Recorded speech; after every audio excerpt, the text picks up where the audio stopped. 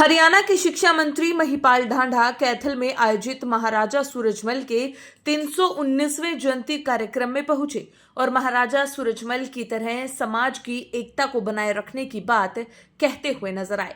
मंत्री ने 1760 निजी स्कूलों के विषय में बोलते हुए कहा कि जो आरटीई नियमों का पालन नहीं करेगा हम उन पर कार्रवाई जरूर करेंगे, क्योंकि यहाँ पर गरीब बच्चों के भविष्य का सवाल है।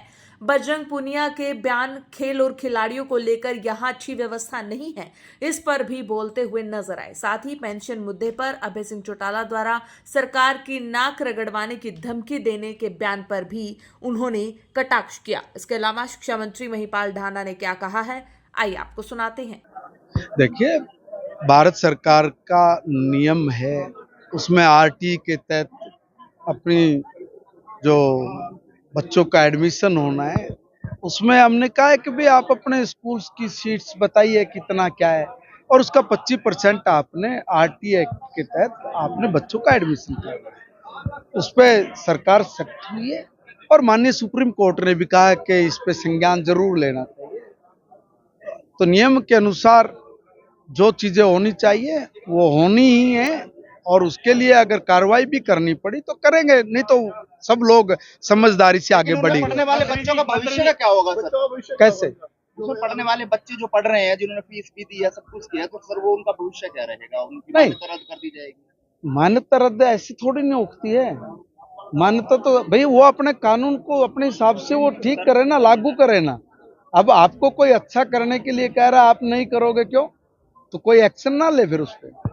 ऐसा मत करिए ना भाई। आप ये बोलिए कि भाई आरटी के तहत जिन बच्चों का एडमिशन होना है वो एडमिशन करें। सर, बजरंग पूनिया ने कहा है कि कोच जो है और खिलाड़ी जो है देश छोड़कर विदेश जा रहे हैं क्योंकि अच्छी व्यवस्था है। अगर यहाँ भी अच्छी व्यवस्था नहीं है तो फिर तो गजब ही है। कहाँ कमी है? देखिए, हर व्यक्ति की अपनी अपेक्षाएं होती हैं, अपनी आकांक्षाएं होती हैं। हर व्यक्ति अपने तरीके से सोचता है, अपने तरीके से बोलता है, मगर सामूहिक निर्णय जो होते हैं वो सबके लिए होते हैं। रणजीत चौटाला आपकी पार्टी में मंत्री रहे, आपकी सरकार में मंत्री रहे, उन्होंने एक बयान दिया कि संपत्ति को देवलासी का हुक्म रहेगा। कि भाई मैं तो बहुत छोटा बच्चा हूं, मैंने तो कभी इस तरह की बातें देखी नहीं, सुनी भी नहीं। अभय सिंह चौटाला ने ये कहा है कि अगर सरकार दोबारा से इस तरह की हरकत करते है, जिस तरह पेंशनें काटने की है या और करते, तो सरकार की जो सरकार है उसकी नाक रगड़वाने का काम जो है भविष्य में करेगी। पहले बोलना सीखिए और वो बताएं कि तुम लोगों ने जो पेंशन शुरू की थी 10,000 रुपये आपने रखी, आपकी सरकार आई 2004 तक 5 तक आप लोग रहे, क्या आपने ऐसे लोगों की इनकम बढ़ाई? क्या 10,000 रुपये तक छोड़ के गए? आपकी बुद्धि कहाँ थी उस वक्त? क्यों ना उसी वक्त आपने 6 लाख रुपए किया? किसी ने रोका था क्या? उंगली कटा के शहीद नहीं होना चाहिए। राजनीति को सुलझ के करेंगे तो ज्यादा अच्छा। अगर इन कटाक्षों से, इस तरह की बातों से अगर उनको लगता है कि भी हमने कोई बहुत बड़ा पर्दाफाश कर दिया या इससे हम लोग करीब आ रहे हैं, अपना संगठन मजबूत कर रहे हैं, फिर तो वो करे ऐसे काम, क्या आपत्ति है? मगर देखिए, नियम को समझना पड़ेगा। आपने पेंशन की शर्तें आप लोगों ने बनाई थी, हमने नहीं बनाई है।